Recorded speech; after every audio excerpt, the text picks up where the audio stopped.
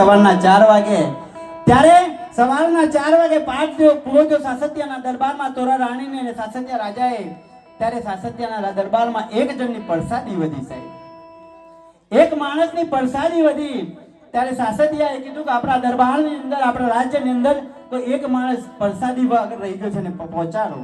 ત્યારે બધે તપાસ કરી. ત્યારે ગોરાની કમાનમાં જેસલ જાડેજા મળ્યો સાહેબ.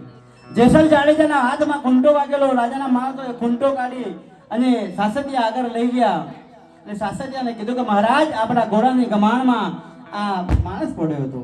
ત્યારે સાસત્યાએ નમ્રતા ભાવે પૂછ્યું કે હે વીરા, હે વીર, કોણ છે તું?